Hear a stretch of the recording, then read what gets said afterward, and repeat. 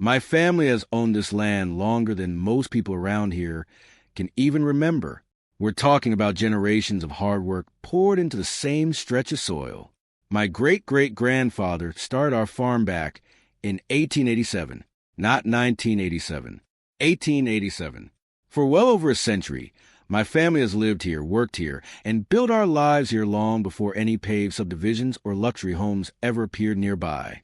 So when the brand new housing development called Whispering Pines was built right next to our property, we didn't pay much attention to it. We minded our own business and continued running the farm the same way we always had. Crops in the fields, livestock in the barns, early mornings and long days. We were there first, after all. At first, the problem seemed minor. One afternoon, I found a letter tucked inside our mailbox. It came from the Whispering Pines Homeowners Association, the HOA. The message was polite on the surface, but the tone underneath was crystal clear. They complained that our farming equipment was visible from their immaculate neighborhood streets and said it was damaging the appearance of the community. I laughed when I read it. We weren't part of their HOA. Their rules had nothing to do with us. Our farm had been operating there for over 100 years. Surely they understood that. So I tossed the letter aside and forgot about it. Then another notice arrived a week later. This time, they were complaining about our rooster, Henry. According to the letter, his crowing was causing excessive noise disturbances during the early morning hours. They even referenced some local noise ordinance that, as far as I knew, didn't apply to agricultural land in the first place. That was when I realized this wasn't just confusion anymore. They weren't misunderstanding the situation. They were challenging us directly. And then Karen entered the picture. Karen had crowned herself the president of the HOA, and she drove around the neighborhood in a golf cart like she was commanding military operations. One afternoon, she rolled straight up to the edge of my property carrying a clipboard and wearing the kind of expression that said she thought she owned the entire county. She immediately started listing violations. According to her, the barn needed to be repainted in some approved shade of beige. The fencing didn't meet community standards. The smell from the cows was offensive to residents nearby. I tried explaining, calmly and respectfully, that this was an active working farm, not a decorative suburban lawn.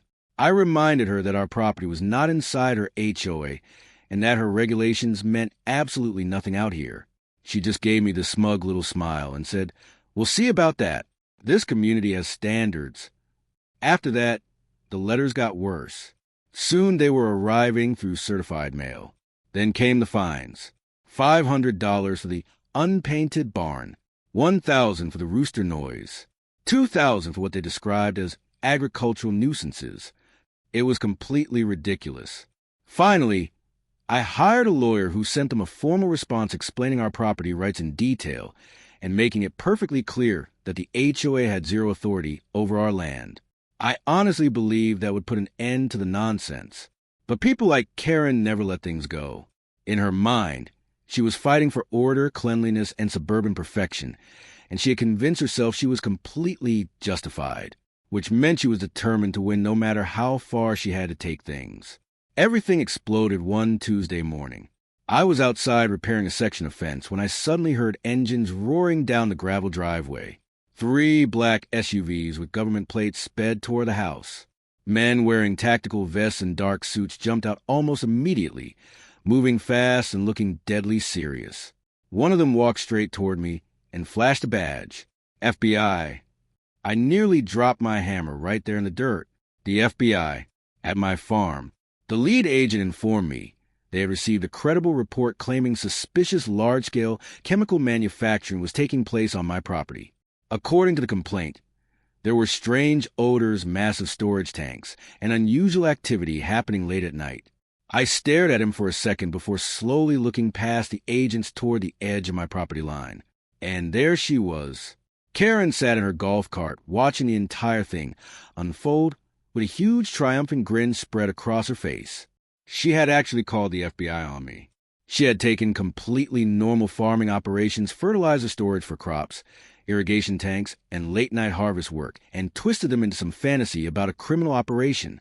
For a moment, I honestly didn't even know what to say. I just stood there speechless. The whole situation was so ridiculous it barely felt real. I looked at the lead agent for a second and then burst out laughing. Not the kind of laugh meant to insult anyone, just the kind that comes out when something is so absurd your brain can't process it any other way. The agent frowned immediately. "Sir, this isn't a laughing matter." I nodded and tried to catch my breath. "Oh, trust me, I know it isn't. But somebody has seriously misled you." I told them to go ahead and inspect whatever they wanted. I walked them around the property and showed them every so-called suspicious item Karen had apparently reported. The chemical tanks were nothing more than storage containers for irrigation water and liquid fertilizer. The strange smells were exactly what you'd expect on a working farm: cow manure, damp earth, and freshly turned soil. The agent stayed professional the entire time, but I could see the exact moment everything clicked for them. Their expressions changed. They realized they had been dragged out there because of a completely fabricated story. The lead FBI agent especially looked irritated. Every few minutes his eyes drifted back toward Karen, whose smug smile was beginning to disappear fast. Once they finished checking the property, I decided it was time to make one final point.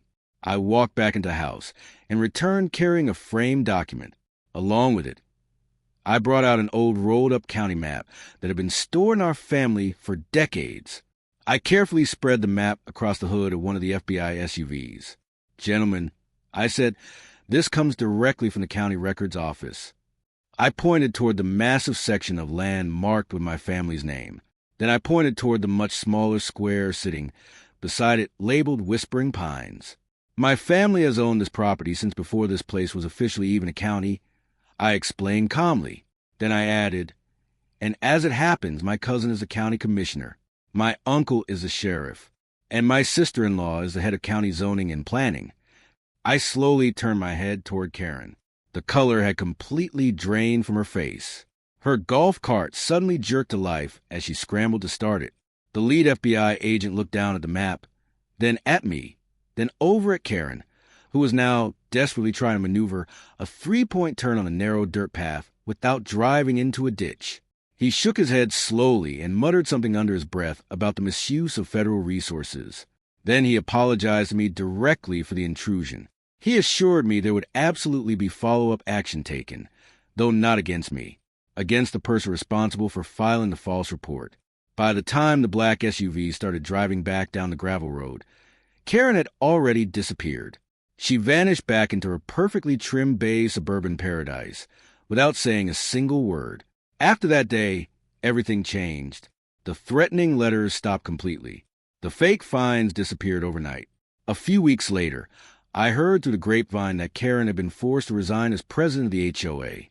Apparently, she was also dealing with some serious penalties of her own for knowingly filing a false report with a federal agency.